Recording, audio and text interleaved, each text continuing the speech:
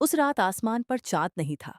हवा में जैसे किसी पुराने रहस्य की सांसें तैर रही थीं और गांव के हर दरवाजे को भीतर से बंद कर दिया गया था। डर की वजह से नहीं, बल्कि एक वादे के कारण। भारत के मध्य भाग में घने जंगलों और सूखे पहाड़ों के बीच बसा था एक छोटा सा गांव, चंद्रपुर। नक्शों में यह गांव शायद ही कहीं दिखता हो, लेकिन लोक कथाओं में इसका नाम अक्सर फुसफुसाहट बनकर उभरता था। कहा जाता था कि साल में सिर्फ एक रात, अमावस्या के ठीक बाद वाली रात, यहां कुछ ऐसा घटता है जिसे देखने वाला कभी पहले जैसा नहीं रहता। उस रात को गांव वाले मौन की रात कहते थे। सूरज ढलते ही चंद्रपुर बदलने लगता। दिन में हंसते बोलते लोग चुप हो जाते, पशु अपने आप बाड़ों में सिमट जाते और मंदिर की घंटियां, जो हर शाम बजती थीं, उस रात खामोश रहती। गांव के बुजुर्ग कहते थे, इस रात आवाजें सुनी नहीं जाती, वे सुन लेती हैं। आरव, एक युवा पत्रकार, इसी रहस्य के पीछे चंद्रपुर पहुंचा था। दिल्ली की तेज जिंदगी से ऊब चुका आरव मानता था कि हर रहस्य का कोई ना कोई तर्क होता है। लोक कथाएं उसे हमेशा अंधविश्वास लगी थीं, लेकिन पिछले 3 महीनों में उसे 7 ऐसे पत्र मिले थे जिन पर कोई नाम नहीं था, बस एक ही वाक्य लिखा होता था, अगर सच जानना है, मौन की रात, चंद्रपुर आओ। गांव में कदम रखते ही आरव ने महसूस किया कि लोग उसे देख तो रहे हैं, लेकिन नजरें टिकाते नहीं, जैसे उसे देखना मना हो। सरपंच ने उसे ठहरने के लिए पुराना विश्राम गृह दिया, जो कभी अंग्रेजों के जमाने में बना था। जाते जाते सरपंच ने बस इतना कहा, रात को बाहर मत निकलना, और अगर कुछ सुनो तो अनसुना कर देना। रात गहराने लगी, घड़ी ने 12 बजाए, लेकिन अजीब बात यह थी कि कीड़े मकोड़ों की आवाज भी नहीं आ रही थी। पूरी प्रकृति जैसे सांस रोके बैठी हो। तभी आरव ने खिड़की के बाहर हल्की सी सरसराहट सुनी। कोई चल रहा था, नंगे पांव। उसने पर्दा हटाया। सामने गांव की कच्ची सड़क पर सफेद कपड़ों में लिपटी एक आकृति धीरे धीरे आगे बढ़ रही थी।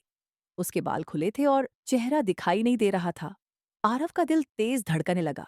तर्क और हिम्मत के बीच संघर्ष हुआ और तर्क हार गया। आरव चुपचाप बाहर निकला। वह आकृति उसे जंगल की ओर ले गई, बिना पीछे देखे, जैसे उसे पता हो कि कोई उसका पीछा कर रहा है। जंगल के भीतर पहुंचते ही हवा ठंडी हो गई। पेड़ों के बीच एक पुराना मंदिर दिखा, खंडहर बन चुका, लेकिन उसकी दीवारों पर आज भी लाल सिंदूर के निशान ताजा लग रहे थे। वहां पहले से कई लोग खड़े थे, गांव के वही लोग जो दिन में आंख मिलाने से कतराते थे। सब मौन थे। तभी उस आकृति ने बोलना शुरू किया। उसकी आवाज भारी नहीं थी, डरावनी भी नहीं, बस गहरी थी, जैसे जमीन के भीतर से आ रही हो। हर गांव का एक रहस्य होता है, उसने कहा, और हर रहस्य की एक कीमत। तभी आरव को एहसास हुआ, वह आकृति कोई और नहीं, बल्कि गांव की पहली सरपंच थी, जिसकी मौत 50 साल पहले हो चुकी थी। गांव की लोक कथा के अनुसार उसने अपने प्राण देकर चंद्रपुर को किसी अनदेखी आपदा से बचाया था, लेकिन बदले में गांव वालों ने एक वादा किया था, हर साल एक रात अपनी आवाजें उसे सौंपने का। मौन की रात का यही सच था। उस रात गांव वाले बोलते नहीं थे, क्योंकि उनकी आवाजें उस आत्मा को शक्ति देती थीं, उसे जिंदा रखती थीं, ताकि वह उस आपदा को बांधे रख सके जो जंगल के पार कैद थी। और तुम? आत्मा की नजर आरव पर पड़ी। तुम यहां क्यों आए हो? आरव के पास कोई जवाब नहीं था। सच जानने की जिद अब भारी लग रही थी। उसने कांपती आवाज में कहा, मैं सिर्फ सच लिखना चाहता था। आत्मा मुस्कुराई, एक उदास मुस्कान। कुछ सच लिखे नहीं जाते, उसने कहा, उन्हें जिया जाता है। अचानक जमीन हिलने लगी। जंगल के भीतर से एक दहाड़ गूंजी, ऐसी दहाड़ जो किसी जानवर की नहीं हो सकती थी। गांव वाले एक साथ जमीन पर बैठ गए, आंखें बंद कर ली। आत्मा ने दोनों हाथ फैलाए और मौन और गहरा हो गया।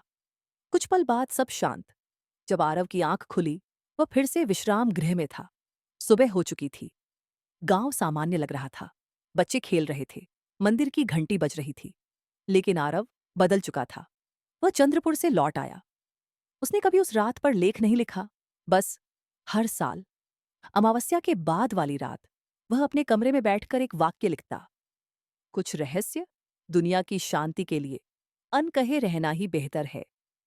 और कहीं दूर चंद्रपुर में मौन फिर से जीवित हो उठता है।